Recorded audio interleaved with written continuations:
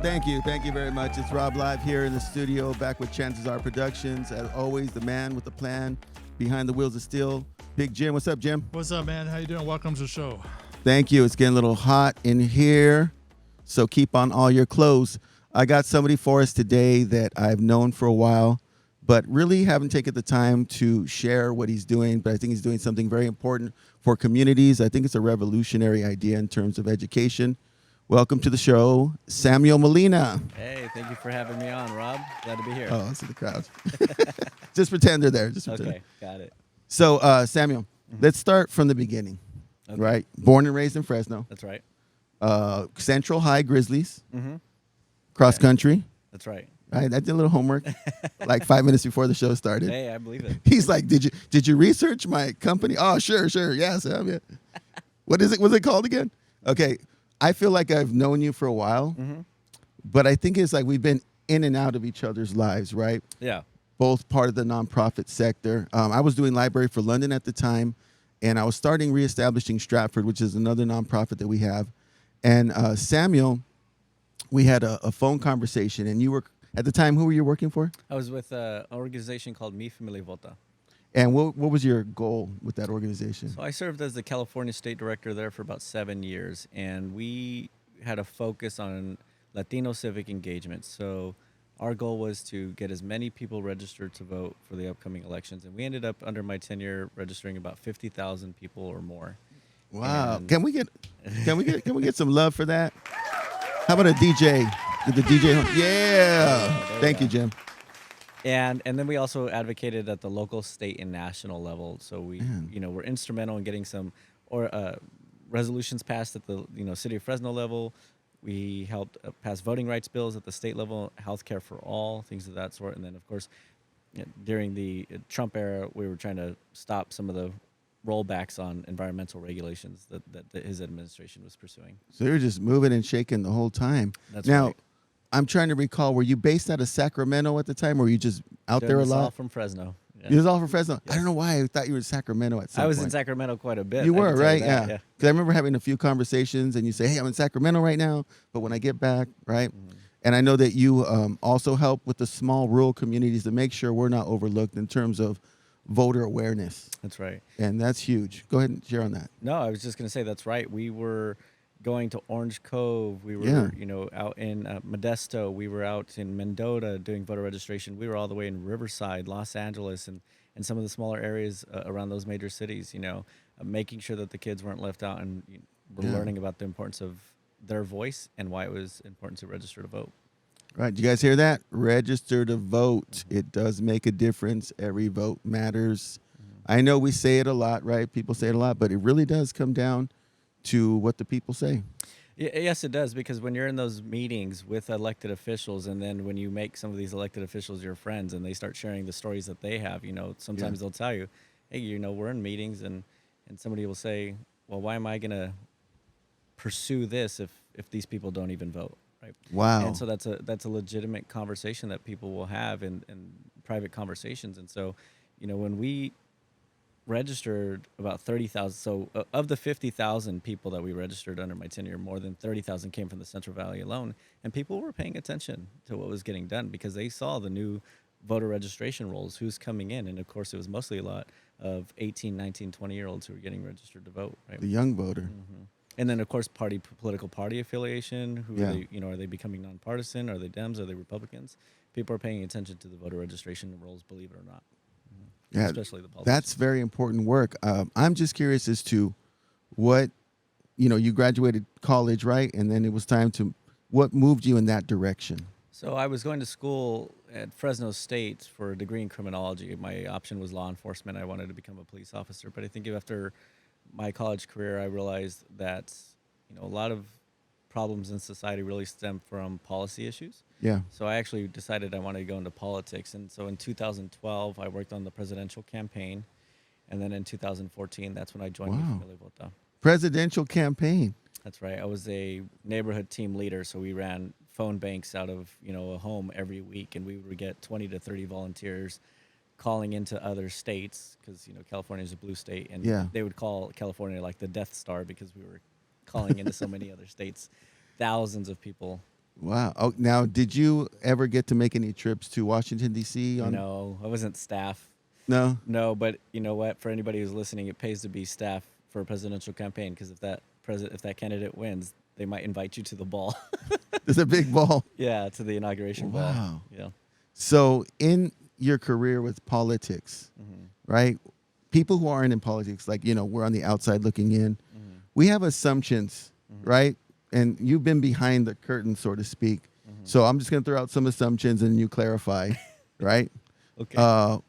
Politicians tend to overlook areas that do not vote because it doesn't really serve their journey. Would that be accurate? Well, it's like my friend said, the squeaky wheel gets the oil, right? And Yeah. so, if you're not showing up, if you're not banging on the door, right, coming to the meetings, Yeah. it's quite possible you're going to get overlooked, right? And, Yeah. and in our circles, in the political circles, if you're not at the table, you're on the menu, is what they would say. So, Oh, I like that one. so Did you hear it's- that one, Jim?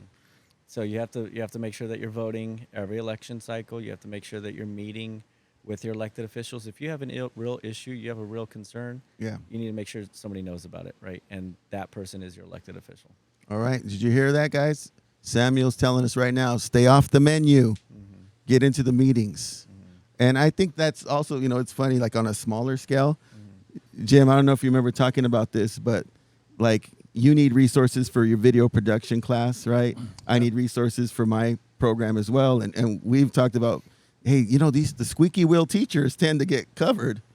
Mm-hmm. And some of us who are just quietly, diligently working in the background, we don't get noticed as much. Right. And a part of that is like a combination of work ethic and humility. And sometimes it doesn't pay off because we're not squeaky enough, right? So you want to find that balance, even in our little circle of school politics, to be a little squeaky sometimes. Right. I mean, you as educators, as teachers, you have the administration that you have to go to, right? Yes. And then, of course, there's always the teachers' associations, depending on what the issue is. But if you're not showing up and going, they're not going to know that you have any problems, right? Yeah. The same thing with elected officials, right? If you're not telling them, don't expect them to know. What all if the you're time. too squeaky of a wheel? Yeah, then it's like, oh, here comes Jim again. He wants another camera for his. Right? Yeah. So you got to find that fine balance, right? Right. So, in regards to this whole idea of creating awareness, what do you think is the most appropriate way? Because some people I've spoken to in the past, like let's say I'm in the community of Stratford, and they want to get something done, and they're like, "We need to strike," and I'm like, "Oh, slow down. We need to just break down the doors." Right. What do you think is the best way to be heard in a way where they take you seriously and because I know there's a lot of anger and over the top that gets addressed as you guys as well. What would you recommend to the everyday person who's trying to reach their elected official in a way where it would be received? Well, I think it's important to speak to the staff, right? Elected officials generally have staff. Of course, not everybody does, depending Yeah. on which community you're from. Because I'm well aware that I think in Tulare County, like county supervisors don't have any staff, but Fresno County supervisors do have staff. Right? Interesting. And Is that just a budget thing? It's a or- budget thing. It's a matter of resources, right? And so it's important to learn who the appropriate staff member is, right, to Yeah. address your concern. Write a letter, go to the office, have a phone call, schedule a meeting. If you feel like you're still not getting through the door, your concerns are not being addressed, Yeah. get to the elected official themselves personally, right? Try to really connect with them. And then if that's not happening and it's a really big issue and you're very passionate about it, then you need to start organizing your friends, right? And you need to start bringing people especially like if you're thinking of road conditions, right? The road conditions We're working are on that terrible, right now. and it's causing everybody, they're hitting these potholes and the cars are breaking down. And, Yeah. that's a big concern, right? And if the elected official is not taking care of that, which that is a budget, that is something that's budgeted for, and they need to make sure to take care of because now they've got, all these people whose cars are breaking down because they hit this major pothole. Yeah. You got to organize your friends and say, hey, look, we want you to take care of it. And if that doesn't work, then start getting the media involved. There you go. Just gonna And- say Were that. you Yeah. gonna say that, Jim? Just gonna say that. And nobody wants the media involved for not doing their job. Negative press is I'm- not a That's good negative thing. press. I'm so glad you said that. Did you guys hear that one? That was a banger coming from Samuel right there. Get the press involved after checking with the appropriate authorities. Because I feel like sometimes it's disrespectful to immediately go straight to the press and you haven't given people a chance. Right. You know? Don't assume that they know. Yeah. You know, don't assume that they know, because you have to remember that, especially if you're in a larger community, right? I mean, Fresno County is 1 million plus people. City of Fresno's, you know, That's huge. over nearly 600,000. So Yeah. there's a lot of different people banging on their doors. And again, if you've got this specific issue on your neighborhood, they might not always know. So, But if you could, It'll let me be my add to chance. that, if you could get the press to be there with any elective official, so if the elective official is willing to come out there, if you guys put together a press conference, it speaks more, has more value to it, to the media's perspective.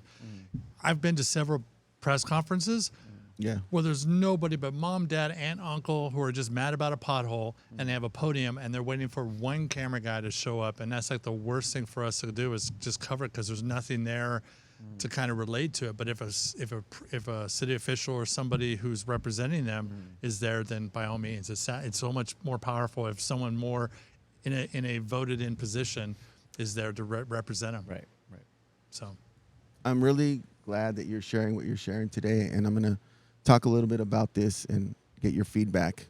And Jim, feel free to jump in as well. And it's this idea that a conversation can actually lead to action, which I think is, for those involved in these conversations, it's like, well, duh, right? It's like, obviously, that's where it starts.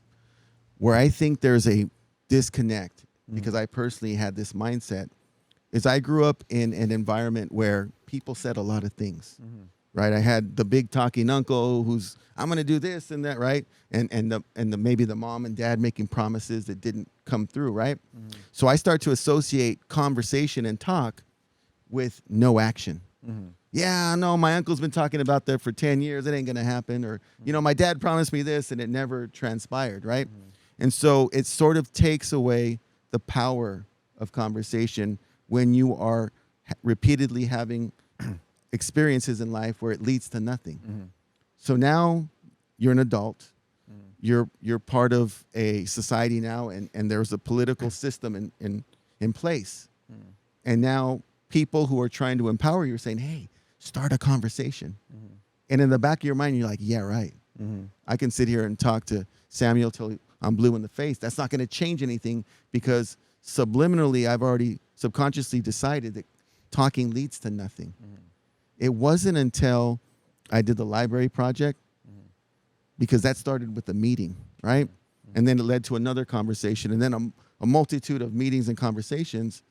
And then all of a sudden, that breaking point was they were leading to action. And eventually, those conversations led to a brick and mortar building that currently exists in Tulare County that I can touch and feel and is tangible. For me and the average person, I can only speak for, the Latino community I grew up in. We don't value conversations as much as we do physical things, that we can, concrete things that we can pick up and manipulate, like this warehouse. This warehouse is very real. But a conversation with Jim about changing policy, to me, is just, and Spanish, puro papas, right? Just a bunch of BS. And so only because I had this breakthrough experience, I now realize the value of a conversation and what it can lead to. I feel like one of the things that we need to do with our smaller communities is reignite their belief in the power of conversation. Right. Well, I want to point out a couple of things about the dynamics in your childhood and you was working to get the library, right? Yeah. And number one is there's always going to be people who like to talk big, right? Like the uncle who just likes to talk big, right? And then the parents who said things but didn't always Come keep the through, promise, yeah. right? But there's a matter of you holding them accountable and them holding themselves accountable. Whereas the dynamic with establishing the library within London, right? You had people there who also had a similar objective. You're holding them accountable and they're holding themselves accountable to making sure that this was accomplished. So there's a couple of different dynamics, right? And we all know that parents like to make certain promises and they're not going to fulfill them. And then we also know that the child isn't going to really hold them accountable to it either, right? Because of that power dynamic between them. I want to just make sure to point that out as well, right? And I can understand how that impacted you, Yeah. right, when you're growing up and you want to get things done. However, when it comes to work, we just have to be mindful that we need to hold each other accountable if we want to get these things done. And so, just like you said, there's the power of conversation. You have to have that conversation with your elected official, with your staff, Yeah. and just be mindful. They might forget. They might not. You might not be high on the priority list. But just because you had one conversation does not mean everything's going to get done in the time frame that you want it. You have to be patient and you have to follow up, right? And that's the thing, is you always have to follow up. If you're going to be successful, you've got to follow up.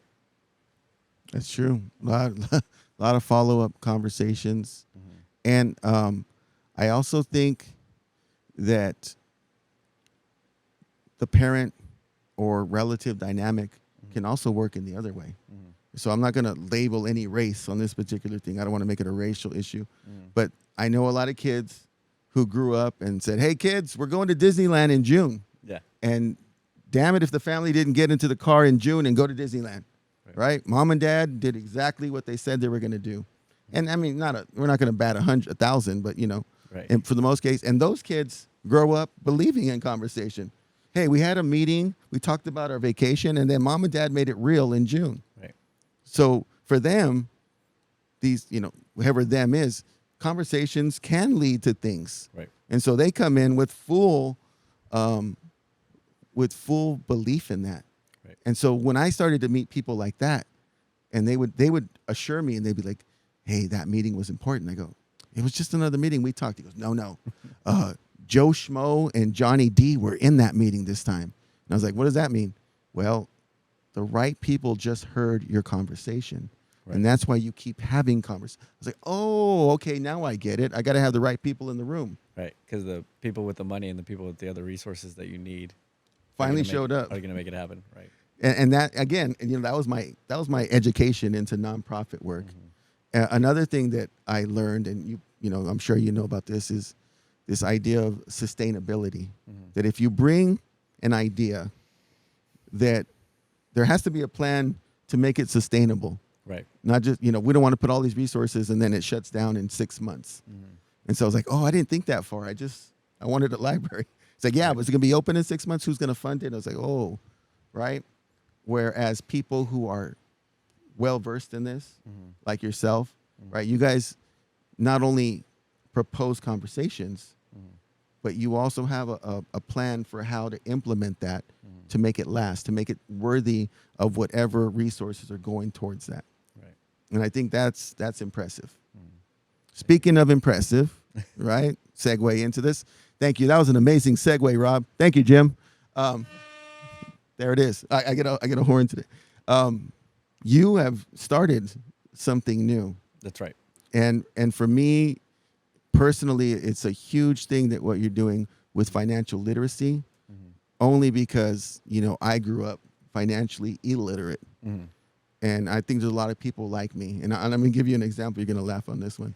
So I thought, Jim, that if I wanted to buy a car, right, it's like, how much is that car? That one brand new is going to be about $26,000. I thought I had to save up $26,000 and that everyone who owned a car had paid it outright. Right. And I was like, how is Joe Schmo works at McDonald's? I know he doesn't have 26. How does he have? Financing and interest and borrowing?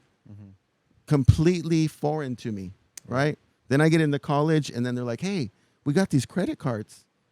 You're 18 now. You can sign up for one right outside the library, right? I'm like, oh, give me the Visa and give me the MasterCard and come on, boys, right? We partied. So all these financial literacy faux pas or mistakes have you, like I was just stepping into all the potholes. And had I had something like what you're offering, I think I would have been much more aware and make better decisions. So can you share with us a little bit about what you've created now in terms of your foundation? Yes. So the organization I created was the Academy of Financial Education last year. And it really grew out of this desire to serve others and ensure that people were not only creating their own personal wealth, but also acquiring and protecting generational wealth, right? Because we run into acquiring a lot of assets over our time, our lifetime, Yeah. And we want to make sure that those things are handed down to our families. It certainly makes life a lot easier when you can hand down a car or a Yeah. home to your children, right? And this idea actually started a few years ago. So I was driving down Blackstone in Fresno, right, and I saw somebody doing a car wash, which all happens too often in our Is community. this raise money for a funeral car That's wash? right. Yes.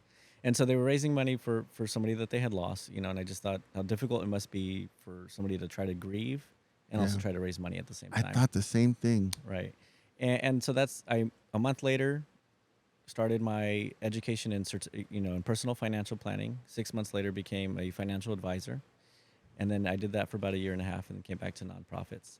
And then after starting a financial literacy program for another organization, founded my own in September of last year. And we solely work on providing personal and business financial education for youth and adults. This is our niche. This is what we want to focus on, and ensuring, again, that people are achieving financial sustainability and success, right? And Yeah. then, of course, helping them overcome their quote unquote money traumas, right? Because everybody has a relationship with money. I think I got a lot of money trauma, Jim. Mhm. The credit card debt and all that stuff. So what can you define money trauma for the Well, audience? So I'm currently going to the University of Georgia right now for behavioral finance and financial therapy.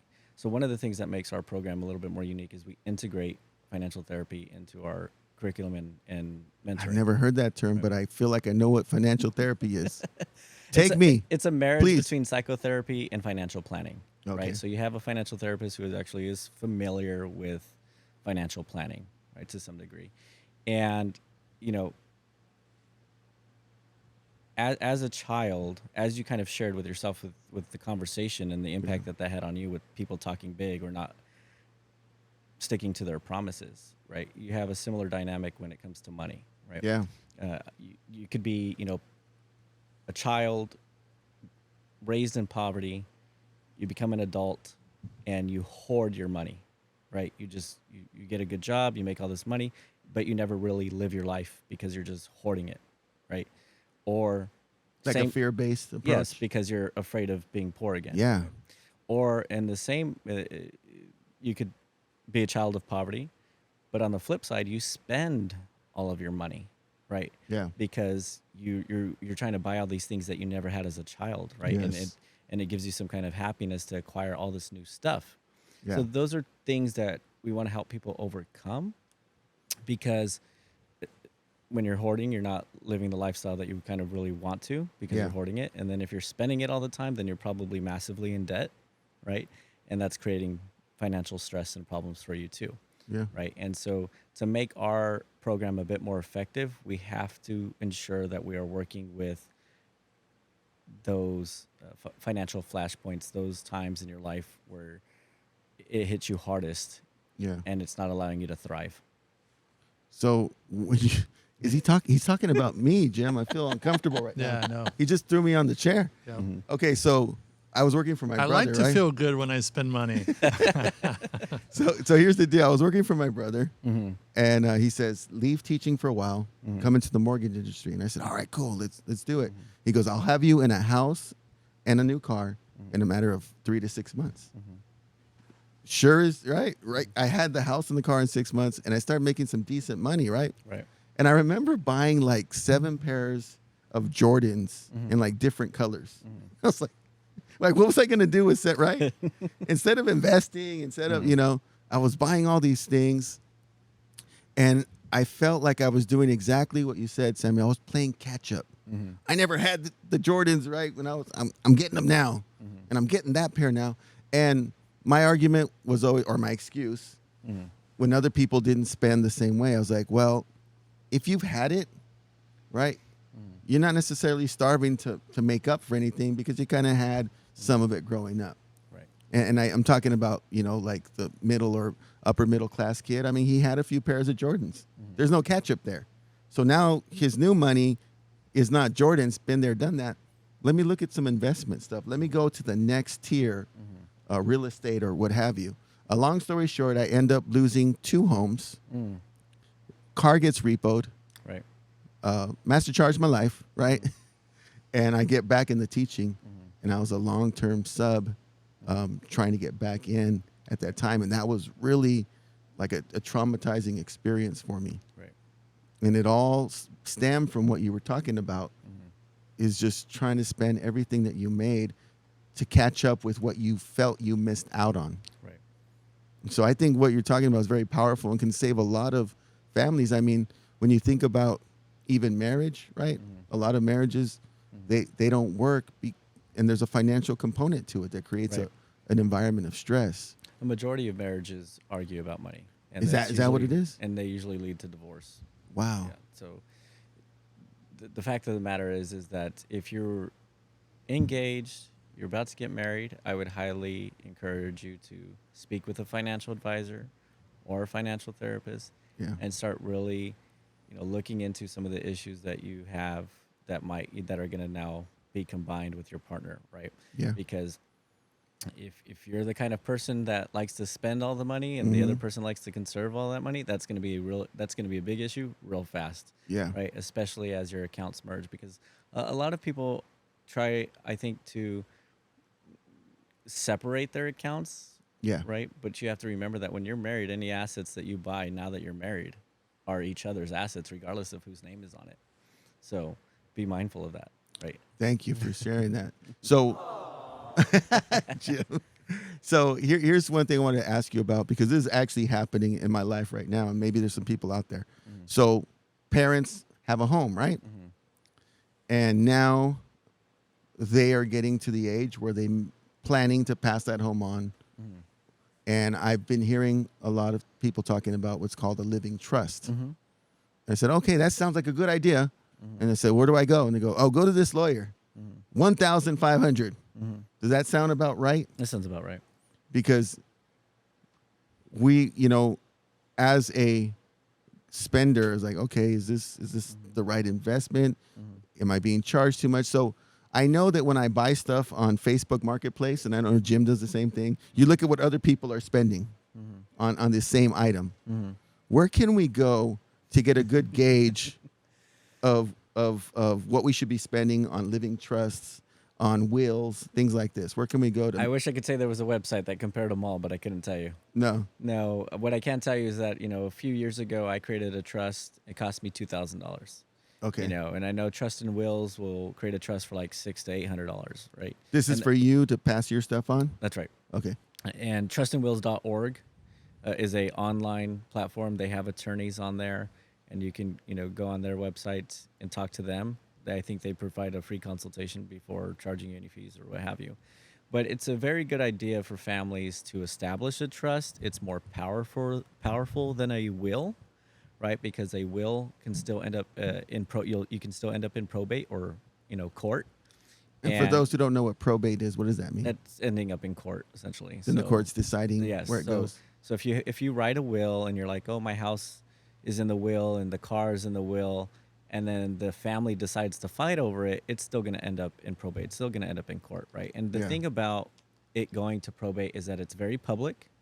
People can join in, right? So random people. Investors. And that's the thing, too, is that, especially if you're male, somebody can be like, oh, this is so-and-so's child.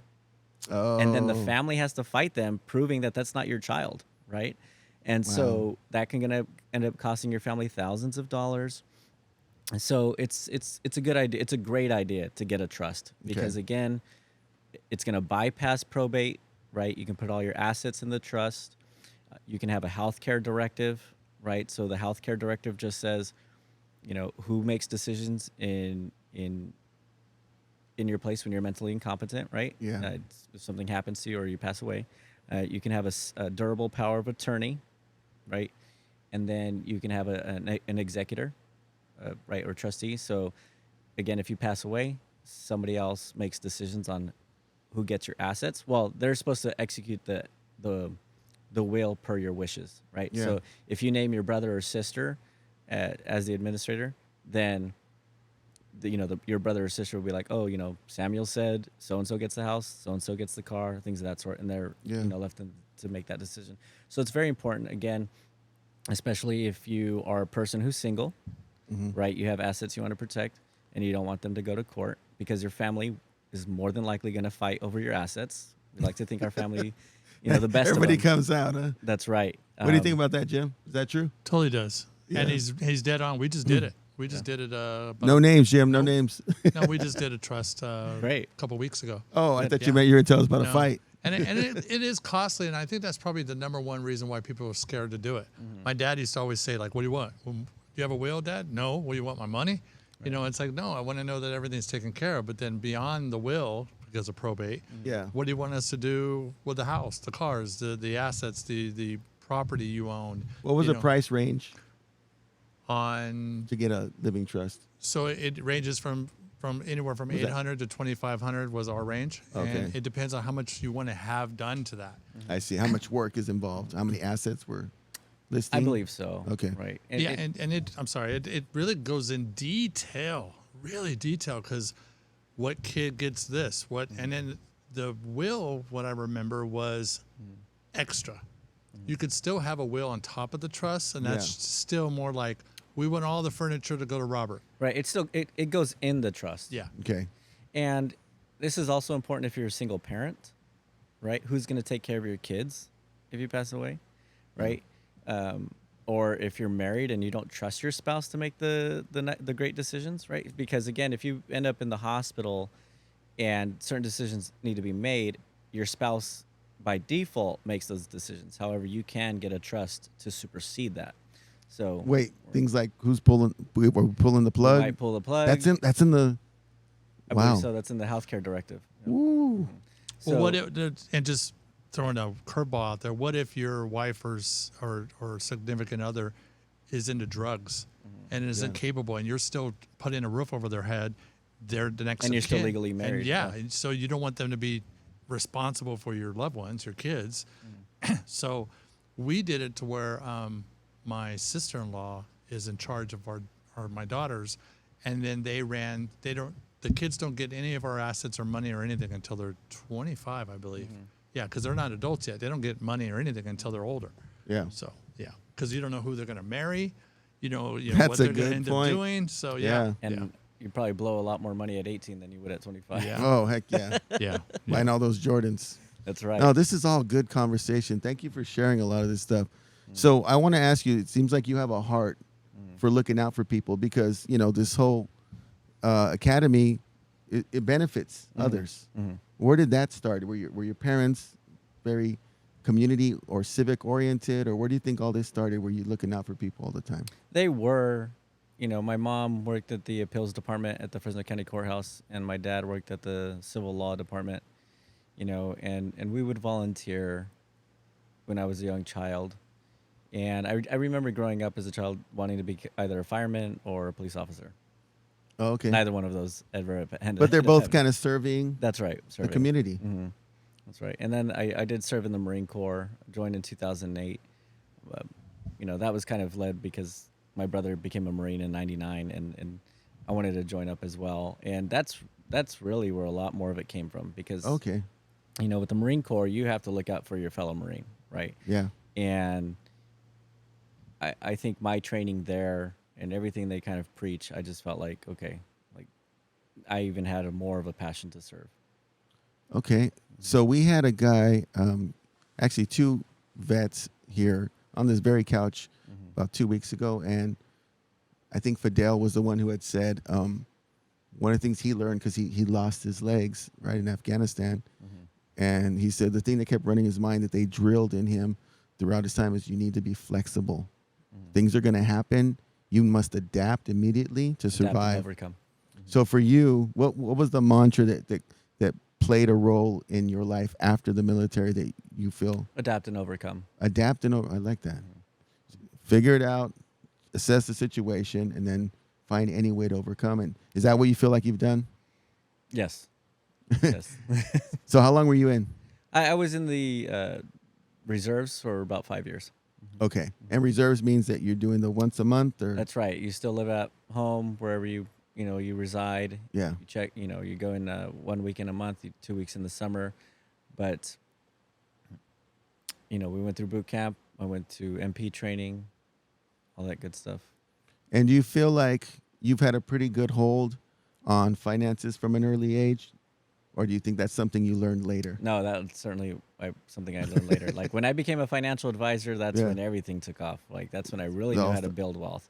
Because if I would have known, my mom taught me two things: don't put all your eggs in one basket, Yeah. and build your credit when it came to money.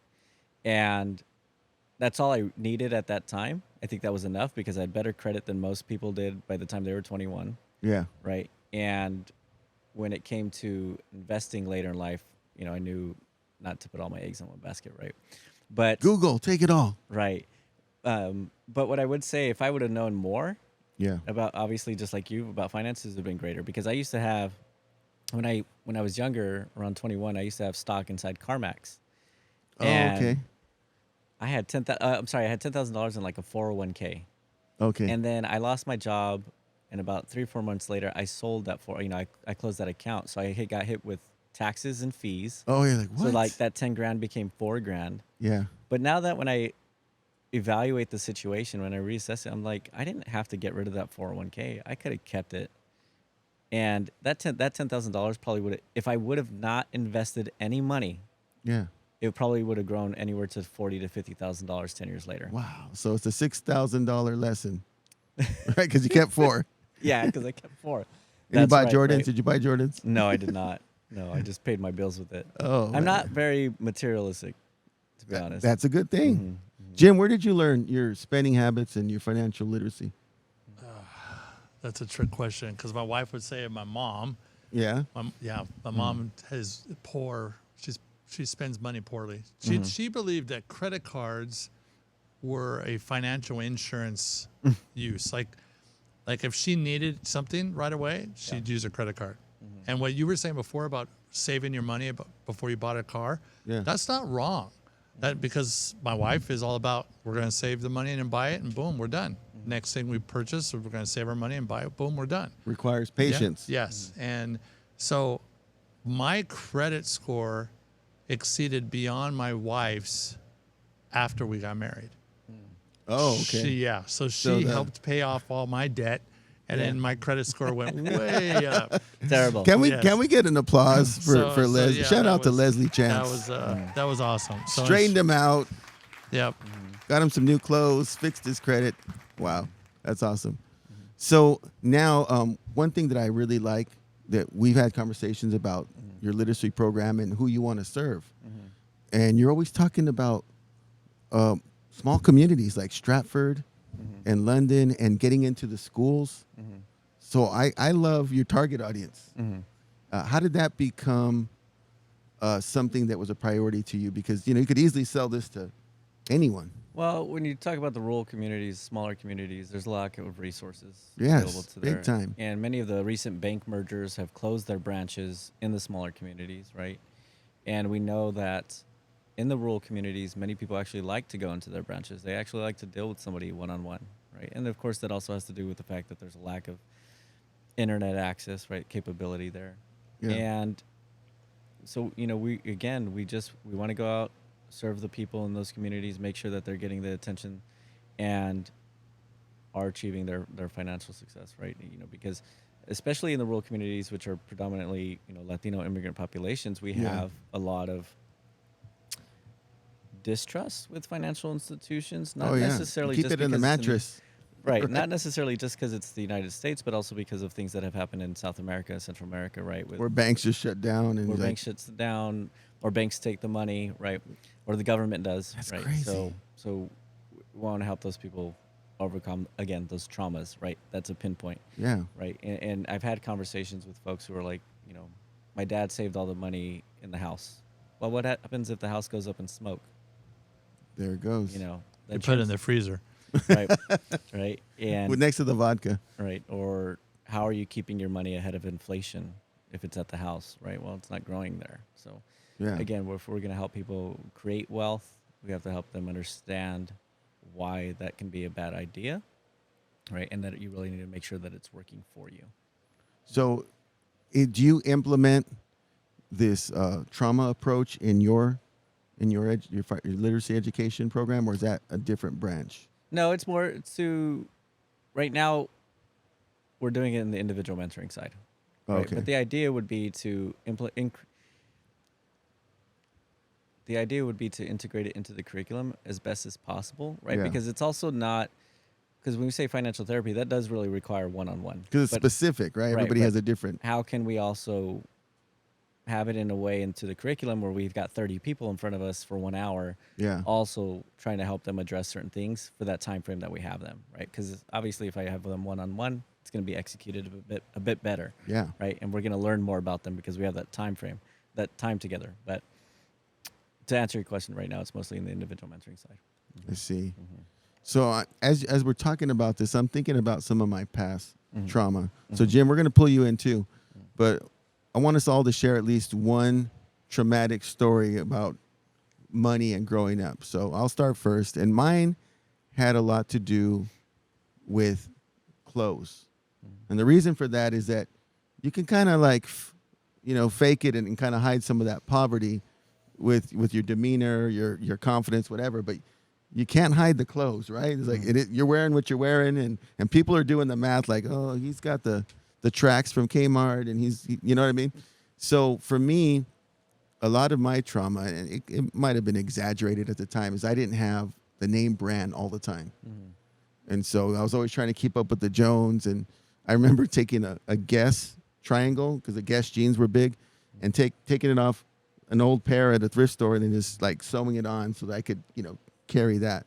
So a lot of my shame, I would say, on finances came from my clothes, not always having the right clothes and feeling confident in that.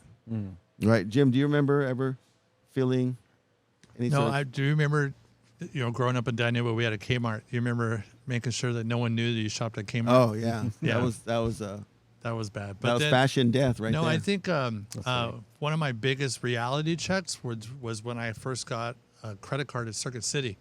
And it was a Circuit City card. And I remember... Circuit City. Yeah, I remember buying a VHS machine, and it was no interest for a year.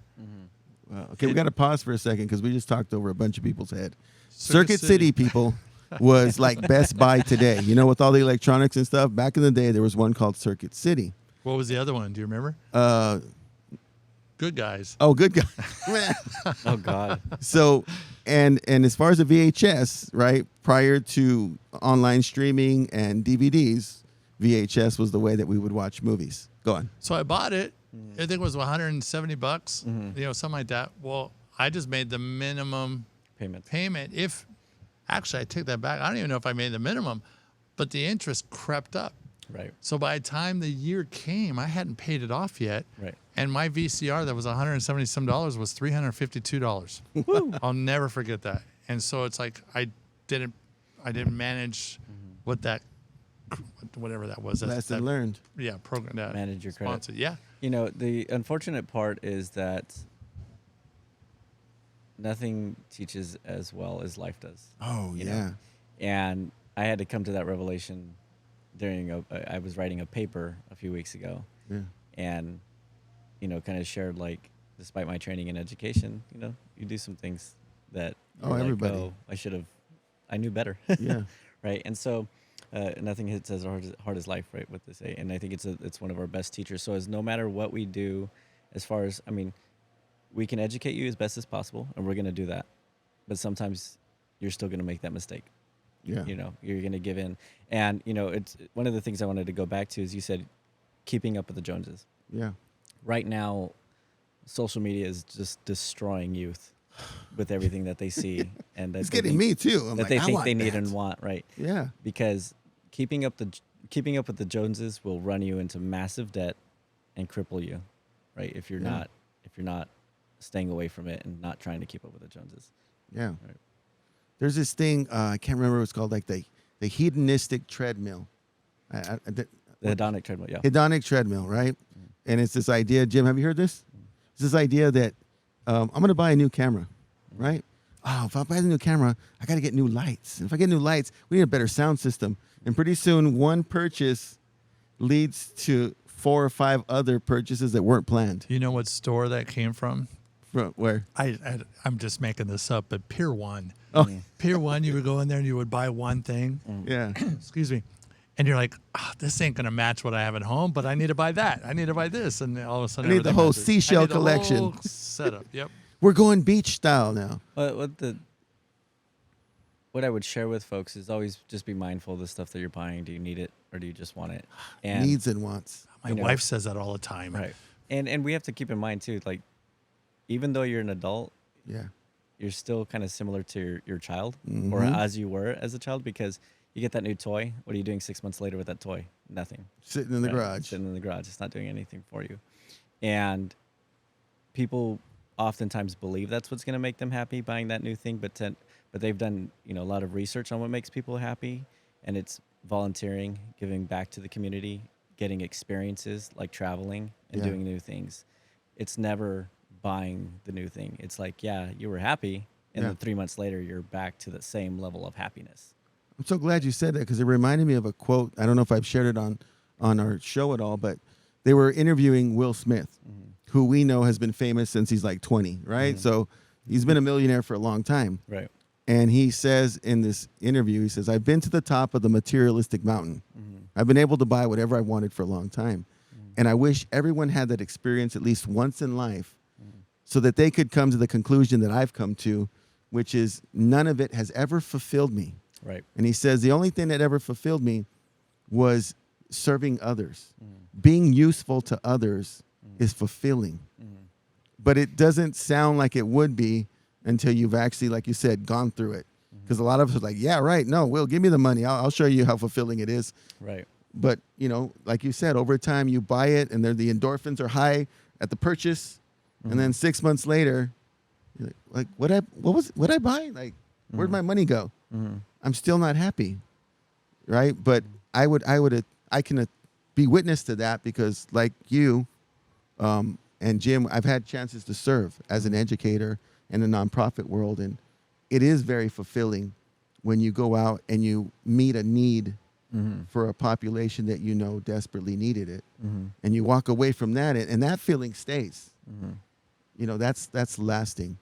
So I want to close this up by giving you a little opportunity here to share in detail how if somebody out there's listening and says, I like the program that Samuel's talking about, I want to get involved, how can we get connected with Samuel? Well, before we do that, can I give some financial wisdom on top Please, of everything more. else we've been Yeah, no, you've already given us so many good stuff. Give us some more. Well, I like to make use of our time. One of the first things that we tell folks is that if you're going to build wealth, right, you got to pay yourself first.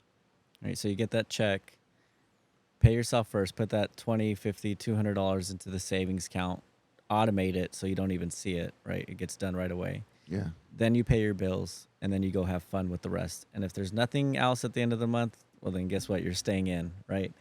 And just keep doing that. You got to pay yourself first. That's number one. Number two, be patient. Like you said, building wealth is like planting a tree. It's going to take time for it to bear fruit. Yeah. Right. And so just have patience. Building wealth is more about behaviors and less about, the getting rich quick schemes, selling something that's, pricey, right? And making large profits. It's really, again, that patience, right? And the behaviors. Many people win the lottery and then they'll be bankrupt within 3 to 5 years. Oh, right? man. And that's because they just have bad spending habits. They went and did everything that they hadn't done in years, and The bucket list. there was no budget. They didn't invest. They didn't make sure that it kept growing. Yeah. They went and spent it all, and then they're filing bankruptcy. man. More than the average American who didn't That's win the crazy. lottery. Right. That's a crazy stat. So those are some of the things I'm gonna throw out there for right now. Yeah. Thank you. I would also encourage people to visit our website, which is the acronym for our organization, which is www.taofe.org. Right. Okay. We're also on Facebook, Instagram, LinkedIn, and TikTok, where I'll do videos on financial education. Right. We're doing some on debt management and medical debt. We've had a couple videos on talking about the 4 time horizons that you should be planning for. And then, of course, if you want to get involved, you can, find our information on the website or give me a call, right, 559-473-6096, or email me at Samuel, Samuel, at taofe.org.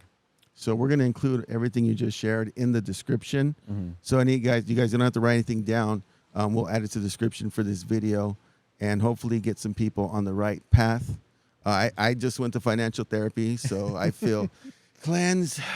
Take a Right. deep breath And I want to thank you, Samuel, for being here. Let's do the awkward handshake with the microphone. Yeah, there it is. All right. Thank you very much. And guys, until next time, this is Rob with Jim. What do you guys say to him?